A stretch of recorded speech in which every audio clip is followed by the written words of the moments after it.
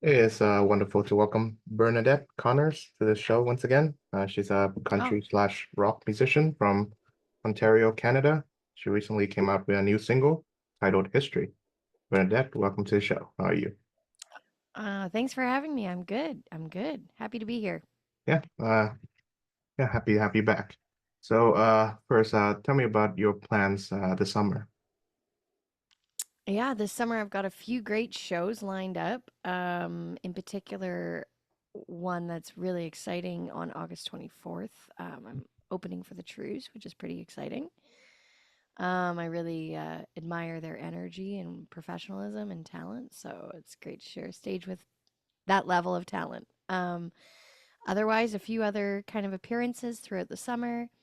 And working on more new music. So yeah, just writing, recording, performing, and coaching. I do voice coaching as well, so I'm doing that this summer as well. Wonderful. Yeah, tell me more about the band that you're opening for in August.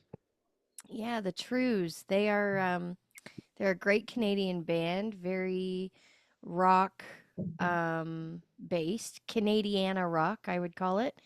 And I would say they're definitely inspired by the iconic band Tragically Hip. So yeah, I've really looked up to them for a long time, and it's a privilege to not only work with them on my own music, but to get to perform my music and share a stage with them. That's wonderful. Yeah, it's always good when you get to open to one of your favorite artists. Yeah, since 2009. It's been a long time. Wow. Yeah. Yeah, it's a long time that I've wanted an opportunity like that. Mhm. Yeah. Yeah. So I know it's like 2 weeks past, but how did you celebrate Canada Day? Yeah, we Canada Day. My fiance is also a musician, so he was performing with an artist. And we kind of took in the festivities around that event. Yeah, and then of course we got to find some fireworks. Hmm. Yeah. So speaking about your fiance, I believe ever since our last conversation, you released a song titled "You and Me on the Rock." Yeah. Yeah. That was Yeah. yeah, I That was actually dedicated to him, I suppose. yeah, so it was that's a Brandy Carlisle cover, Oh, yeah. and Dan actually recorded all the guitar on that. So last August we had the chance to hit one of the oldest recording studios in Canada, Grant Avenue, here in Hamilton. So we hit that studio up, and we were just kind of picking songs that we like to play together, and this was one of them. And it turned out while we were recording You and Me on the Rock, Dan was actually making the engagement ring that he was going to propose to Mhm. me later in October. And we really decided the message of that song resonates with us as a couple, and that idea of partnership and building something together. So, and that something being a beautiful homestead and a peaceful life. So that song really resonates with both of us. Yeah. That's wonderful. Yeah. I haven't heard any Brandy Carlisle, so I didn't know that was a cover. Yeah, it's interesting when I released it, they won't let me put cover in the title, so you have to look a little deeper on it to see that it's a cover. I see. Yeah. So have you both decided on a wedding date yet? Mm. We decided we would get married 1 year from the date Dan proposed, so October 5th of this year. Oh, okay. That's quite early. Mm. Well, Yeah, yeah, congratulations. yeah, yeah. Thank you.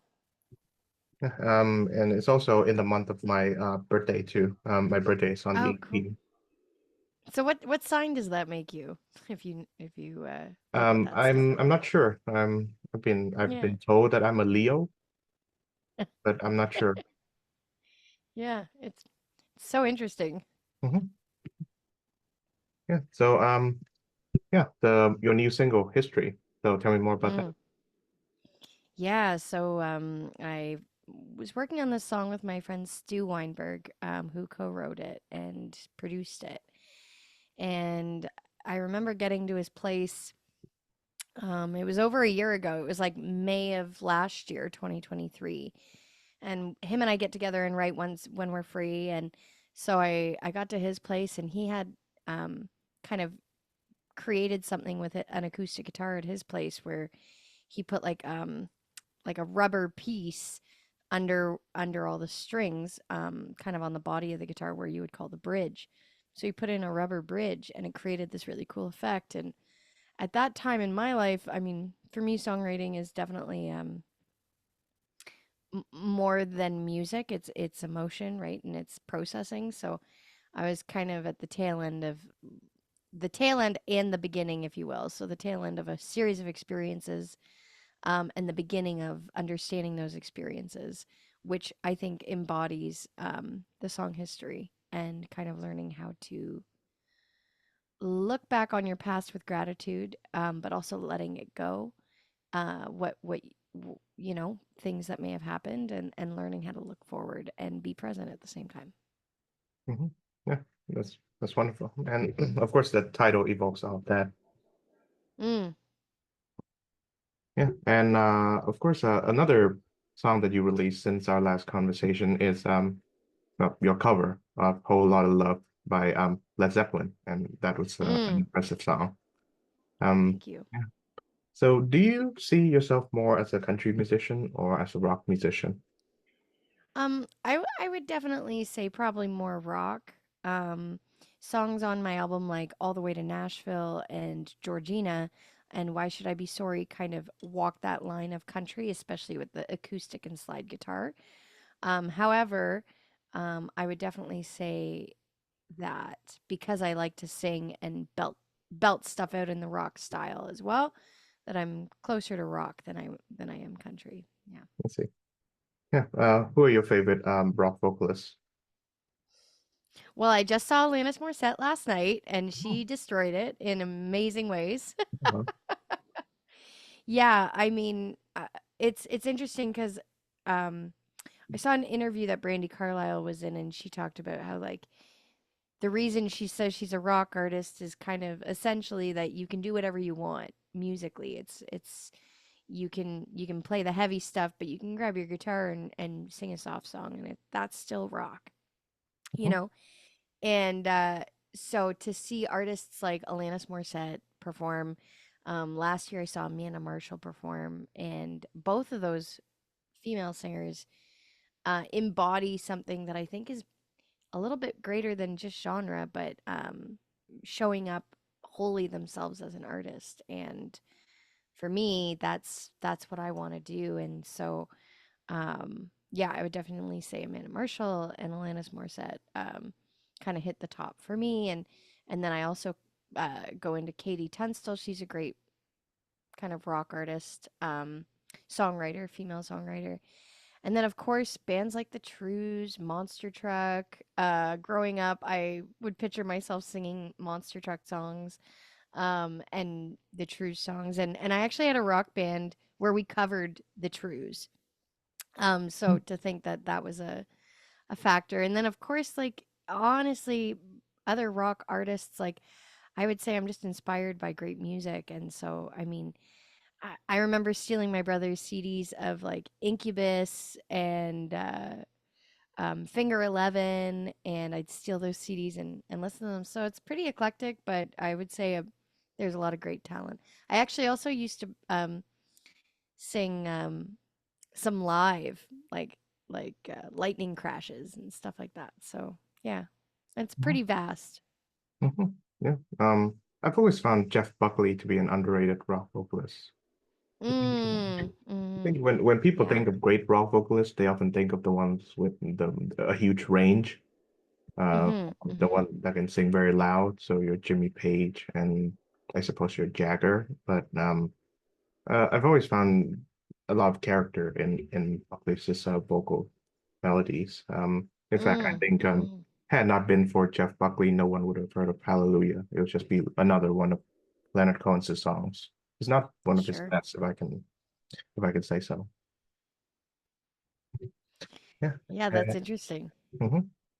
Yeah. Tell me more about the Elena's set that you had the privilege of attending. Oh my goodness. I was really moved. Sometimes people want to go to a concert and feel lifted, right? They go to a concert, and when you're in that communal space and singing along, everyone's singing, there's a powerful energy around that. For me last night, um, I wasn't so much lifted as inspired and humbled at the same time, which is a complex combination of emotions. Mhm. Um, and some of the lyrics, especially that Alana sings to, like she's speaking to an array of feelings. So I would equate going to her show last night as like a mushroom trip, in the sense of like I've heard that you can really feel a lot of emotions and it can be intense. And I would say last night was intense and emotional because I just felt things I didn't know I needed to feel. Yeah. Mhm. And the band was incredible and Atlantis was on. Yeah. Yeah. Yeah. I'm sure she performed some of her greatest hits. I know the song "You Oughta Know," but I'm sure you're more familiar with her discography than I am. Yeah, and she performed like some of her B-sides too, which I really appreciate. She created great show moments, which is a skill to have a show that, we were at the Budweiser stage, so it's a massive stage and a huge venue, and it felt full of her and her energy. And so, like, how do you do that, right? Mhm. And like the openers were great. Joan Jett crushed it, and Cool. Morgan Wade was fantastic too. Um, However, I mean, I know Alanis is the headliner, so all of the extra things that she did and her team did to produce an impactful show was really good, from staging to the arrangement of when certain moments happen in the show or whichever. So there was like a cool acoustic moment she did, and there was like a very interesting stage changeover for that. I'll leave it there. Mhm. Yeah. So Joan Jett opening for Elena's. That's Yeah. Yeah. Yeah. And I was so curious. I was like, how old is Joan Jett compared to Alanis? Alanis is 50. Mhm. So is Amanda Marshall. And I did years ago I heard that your vocal peak is at 50. Oh, wow. So it's like, okay, so a female singer can be their best when they're 50 as long as we do all the healthy things, right? So, and then Joan Jett, like she did a great job too, right? Like, and then I was like, she's like 65. So Mhm. we've got this woman who's like 65 just crushing it with her hits, Bad Reputation and I Love Rock and Roll, and the crowd's loving it. And then, an up and comer, Morgan Wade was like 29. I Googled everyone. And then here's Alanis Morissette at 50 and headlining and exploding with energy. And I go, wow, like that's powerful. Mhm. Yeah. So, would you prefer to perform in such a large stadium-like venue, or would you prefer a smaller slash more intimate setting? I like both for different reasons. Yeah. So I love the intimacy of like an acoustic show, me and an instrument and just my audience. I think that's a lot of fun, and you can get to know the crowd. Like it's more about feeling everyone in that moment in a quieter space. Um, the energy that exists at a live show when there's like hundreds of people singing along is powerful, and I love experiencing it. And as the performer, you also affect it, you influence it. And I get a huge kick out of influencing collective energy from the stage and seeing what people will do as a group, right? So when I perform Whole Lot of Love, there's this moment where, my last show in Collingwood, I hopped out into the crowd. I had like a couple hundred. It wasn't thousands Budweiser stage. It was a couple hundred. But to go, oh, and then hold the mic out and people go, oh, it's like, whoa, that's powerful coming back to me. And then I deliver that back out and then they bring it back up. And then all of a sudden there's this cyclical effect and it's like momentum, right? So, yeah, I would say I love both, but I have yet to experience the volume of the secret goal is to have a show where the energy is so high and the crowd is so just vibing that I can like stage dive with my wireless and sing in the crowd while Mhm, I'm like body surfing. That's the goal. mhm. Oh, I hope you get to do it at some point. Thank you. Yeah. So you mentioned maintaining your vocal abilities. What are some of the Mhm. steps that you do to do that? Yeah, so I mean, if a few things, there I have a great voice coach, so there's always more to learn, and that's something that I've lived by for a long time with my singing. So having a great voice coach super important for me, and I would recommend that for anyone. And that's just someone who's in a different position than you, who wants to learn about vocal science and evolving, but also um, kind of like is in the position you want to be in, right? So I think it's every singer should have a coach that they can call up. You don't have to go every day or every week, but just call them up and be like, "Hey, I want to try building this skill. Can you help me with that?"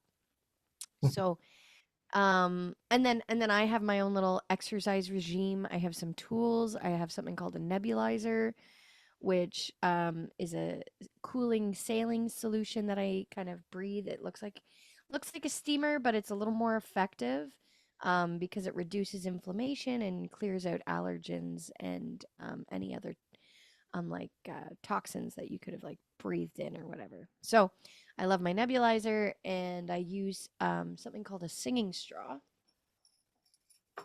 here, Oh, and I sing through this to exercise my voice like mhm. this. Mm. So this is also a great tool I use. Yeah, Nice. That's very interesting. yeah. And more so, I like to implement some vocal tools with movement. Because when we're on stage, our heart's rates increase, especially if we're interacting with the crowd. But like the way Alana strides across the stage, or like the way I want to run around a crowd, it requires breath control and your ability to regulate kind of that energy. So I would say also exercise is really important. Mhm. Yeah. Yeah. So, does movement on the stage something that you do often? Yeah. Mhm. Yeah. Yeah. Yeah. That's it. So, yeah. Speaking of Elena's, tell me about the From Janice to Alanis Mm. musical project that you have. Yeah. I kind of created this show. It's a tribute to iconic women in music, and it celebrates all the female artists who have paved the way for women in music. So I think it was an article I found, and it was like May 2023. Like it was pretty recent, and it was saying a statistic that essentially like country country radio, women are played 1% of the time back to back. Mhm. And that's a statistic based on an older piece of information, was that, for a very long time, women were not played back to back on the radio. So I kind of said, well, you know, let's create a show where women are played back to back to back to back, to celebrate all these incredible female voices that have also inspired me as a singer. Um, and I also wanted to invite some friends to join me on stage. I thought, we're celebrating iconic women with this tribute. I don't want to do that alone. I want to do that with other amazing women.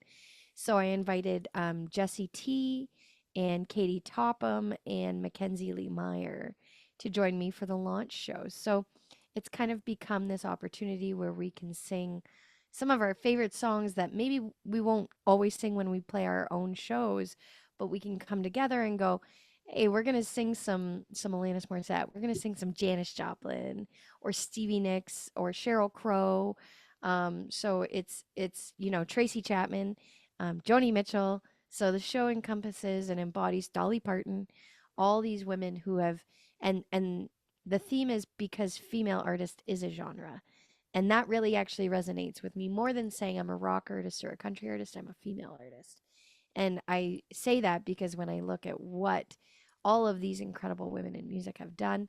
They they created a sound and an expression first, and then the genre just kind of happened. Oh, And yeah, that's what I would say. let's see. Yeah, and I've interviewed Jesse as well as Katie on this show, and they're all wonderful artists. I haven't had a chance to have Mackenzie on the show, but yeah, I'm glad that they're all on board, and I'm sure there'll be more coming on board because the Ontario music scene it's Yes, yeah. quite interesting and quite diverse. Thank you. Thank you. Yes. Yes, we do have more shows in the works, so I look forward to singing with those ladies Mhm. soon. Yeah, and we're speaking about women in music. I'd say Lydia Lunch would be one of the most underrated of them. Yeah, she's Sorry? Lydia Lunch. She's one of the most Mm, underrated of the women rock and roll stars. okay. Yeah, she was a front woman of a band named Teenage Jesus and the Jerks, and they were prominent during the underground New York sort of punk rock scene during the late 70s.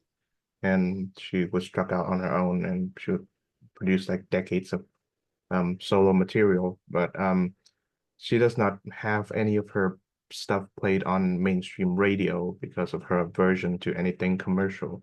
But she's Mm, someone that you would discover on your own rather than being handed down to you by the radio people, I suppose. yeah.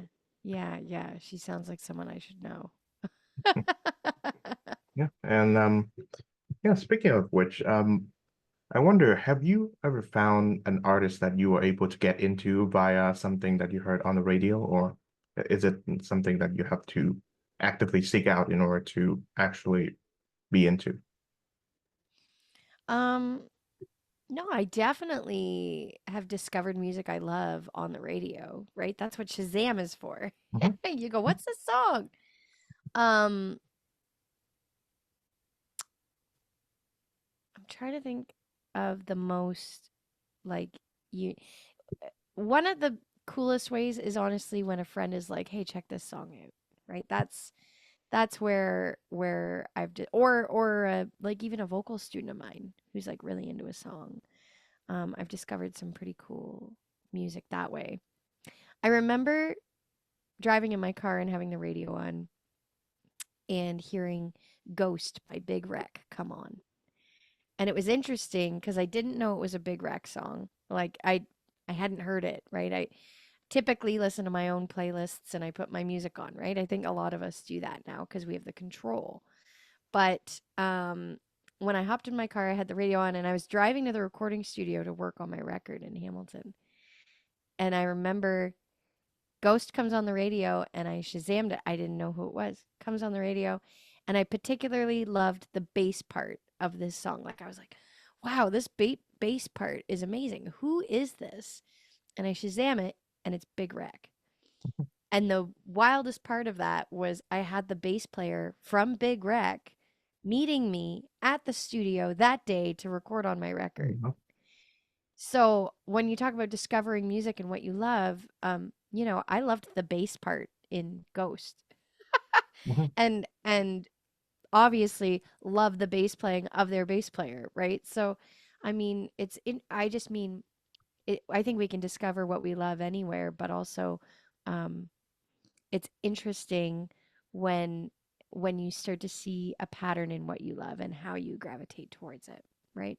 Like mhm. bass parts. Love me a good bass part. Yeah. I've gradually discovered that I have to find something, actively seek out a certain musician or a certain sound in order for me to like it. There, I think around the time that I was 15, I decided that I could not listen to anything and like it just because it's being played on the radio. Yeah. And yeah, but so I think it's something that I'm quite thankful for, so to speak. But at the same time, Mm, also make my music taste a little bit out kilter when it comes to, sure. I guess, most of the people that I happen to be part of, either friends with or happens to be in the crowd with, something like that. Yeah. Well, I think it's interesting when an artist gets radio success. Mm, That's different than like necessarily fan base success because yeah, um I've had a lot of like vocal students come in and be like, "Oh, I love this song by this artist." And I'd be like, "Do you know any other of their songs?" And they'd go like, "No." mhm, So I would say if you discover a song that you like by an artist on the radio, to dive deeper. And I think nowadays that's more accessible than ever, right? We don't have mhm, to yeah, go to Blockbuster and buy the CD mhm, because we heard it on the radio. We can literally search it up and listen to it for free. So, um, and then find means and ways to support those artists we love, right? mhm, By however feels fit. Yeah. So, but yeah, when people discover stuff on the radio, I think that's just the tip of the iceberg of whatever artist they're falling in love with. For mhm, me, I like to fall in love with artists at their show. mhm. Yeah. I saw Tara Lightfoot opening for the Sheepdogs a couple weeks ago, and it hit me when I watched her live, right? And I was like, oh, you're amazing. Like, this is beautiful. And it really resonated.